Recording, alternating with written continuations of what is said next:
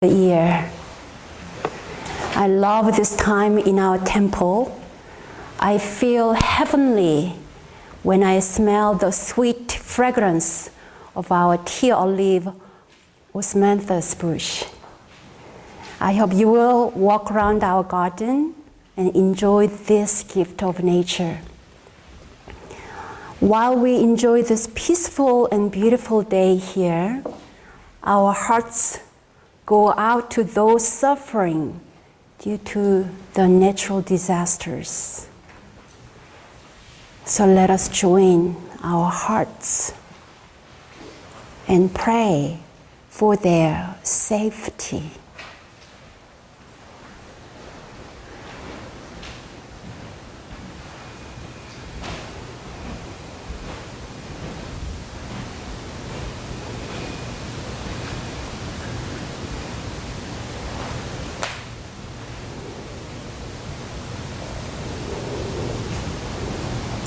Thank you.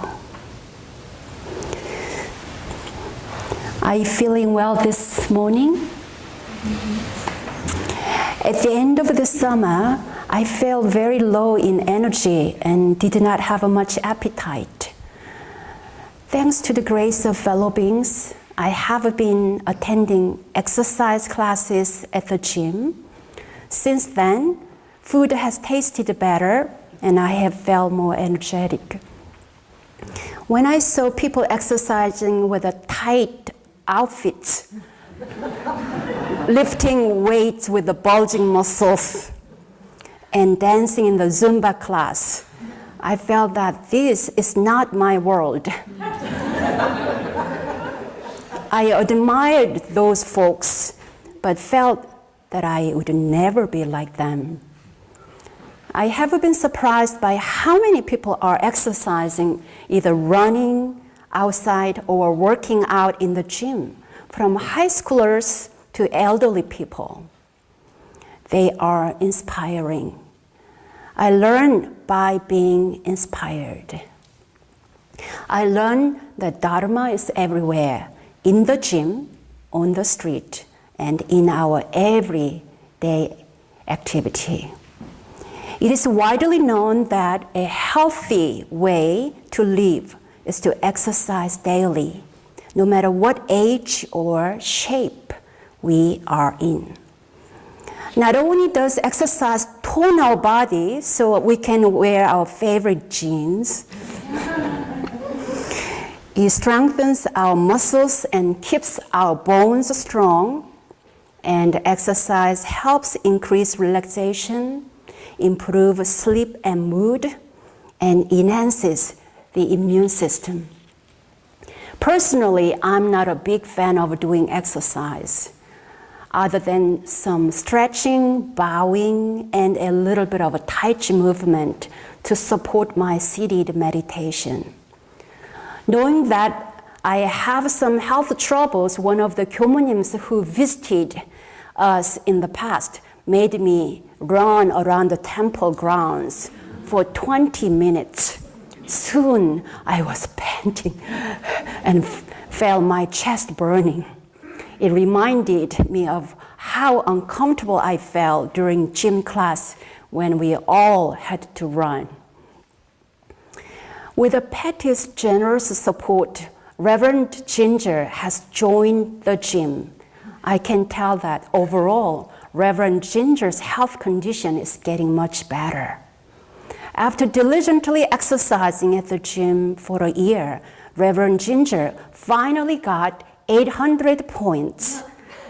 And this allowed her to invite me to use the gym for a whole month for free.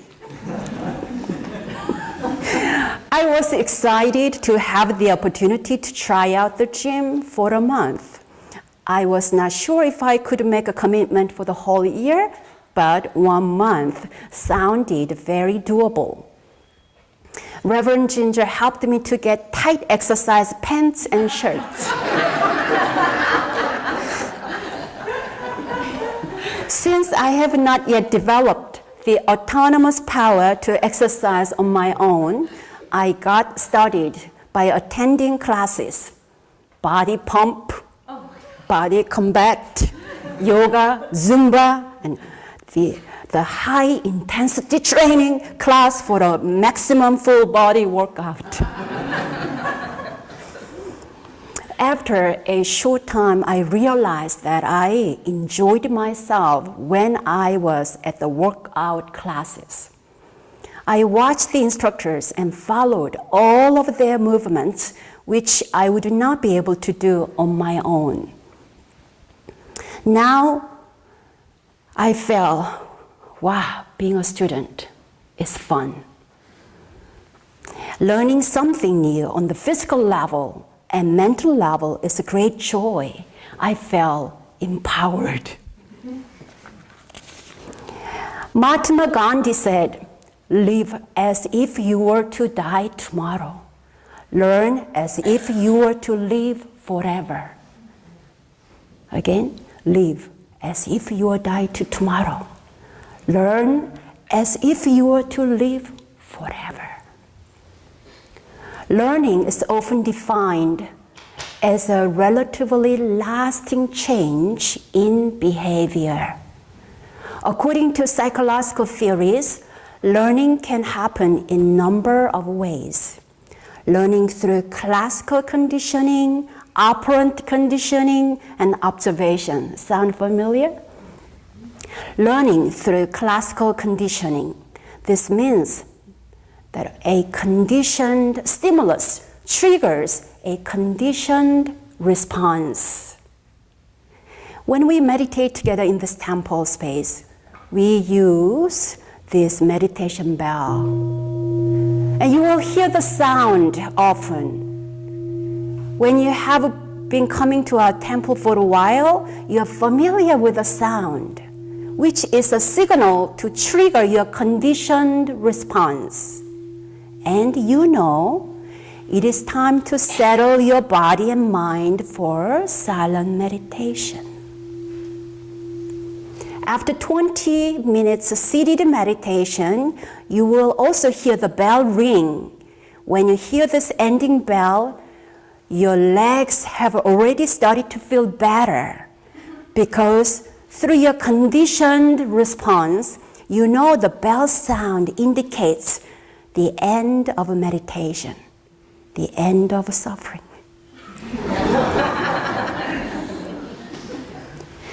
This classical conditioning can be handy in our daily, timeless meditation. Through our repeated meditation practice, whenever a challenging stimulus is triggered, we have learned to breathe and calm down immediately and automatically. That is the learning and training we can achieve as evolved human beings. If someone walks into the temple with the shoes on, some of you may give a disapproving look, or I might ask that person to take off their shoes. Putting up a sign saying not to wear shoes inside, or giving the disapproving look and the verbal request are examples of a kind of negative reinforcement. And the person will learn a new behavior. When I say to a child how much I appreciate his or her deep listening, the child will consciously learn that deep listening is a desired behavior. So this kind of encouragement is an example of positive reinforcement. We are being conditioned all the time by our environment. Sometimes we can control the conditions, sometimes not. When we can control them, we should consider placing ourselves in an environment where the condition is beneficial for us, like a gym or a temple. The third way of learning is through observation. This occurs when we observe the actions and consequences of other people's behavior. Some of you have observed that meditation is helpful, and this is what brought you to this temple. When you were new here, you observed how others were practicing meditation, and this deepened your learning. Since I am so new to exercising at the gym, I deeply observe what others are doing, and I learn from them. In amazement, during the classes, I cannot help but smile. I smile at the teacher, I smile at other participants, and I smile at what I am doing. However, most students seem to look quite serious. As I reflect now, the real reason why I was the only person smiling was because I was using the pink-colored weights, which were the lightest ones.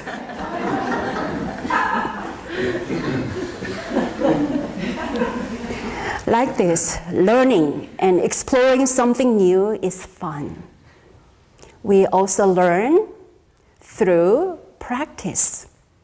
Repeated practice helps us develop stable, wholesome habits and unfold our potential. Recently, I started learning idiomatic expressions to improve my English.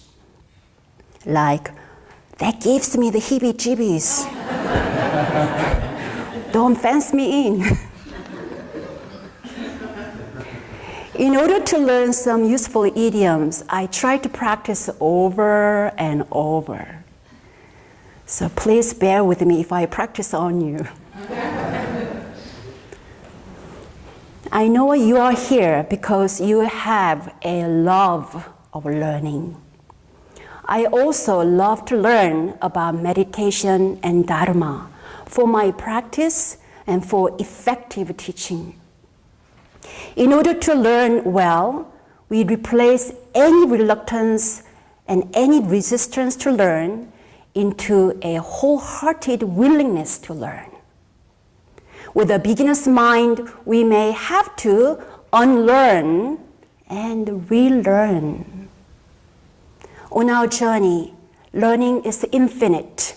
We are a forever student. If we have a love of learning, we are on the path of self-development and progression.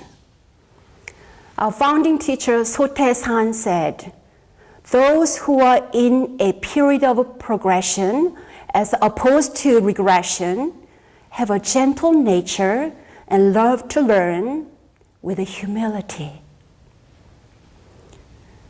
Master Chongsan said that a person with an evolved spiritual capacity recognizes all things in the universe as Buddhas and hears constant Dharma instructions from them.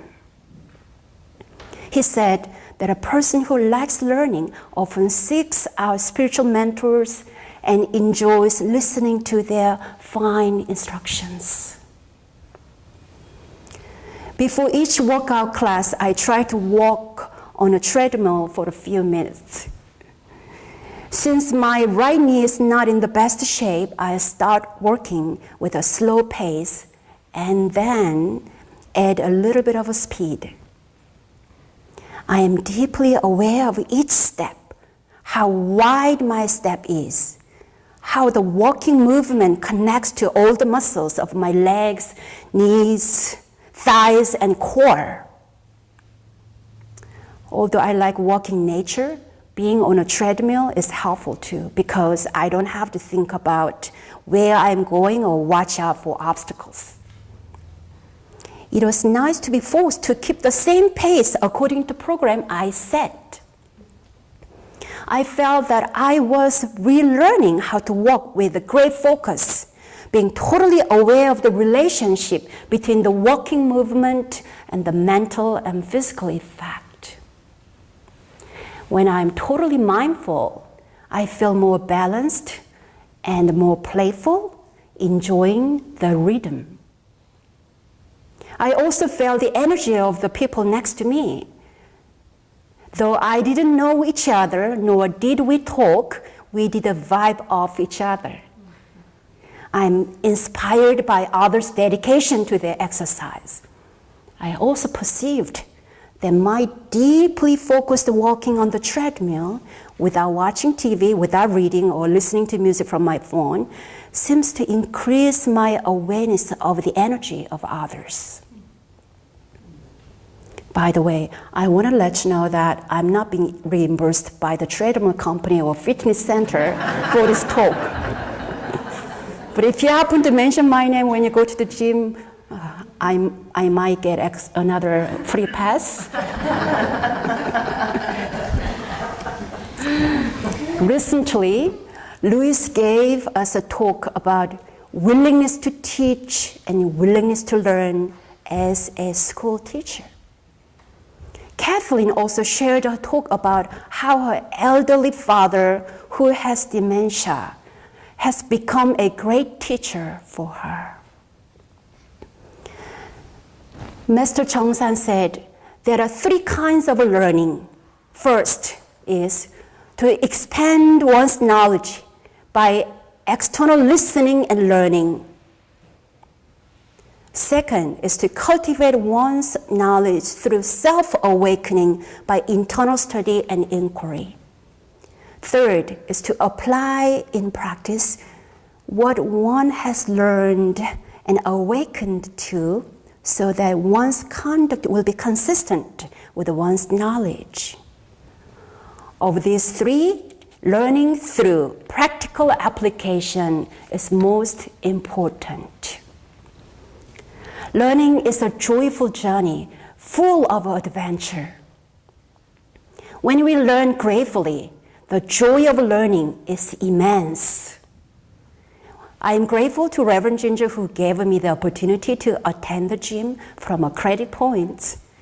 I'm grateful to the classes, students, and the gym itself. I'm grateful that I have an able body that allows me to participate in the workout classes. When we learn mindfully with a great focus and dedication, our joy of learning is profound.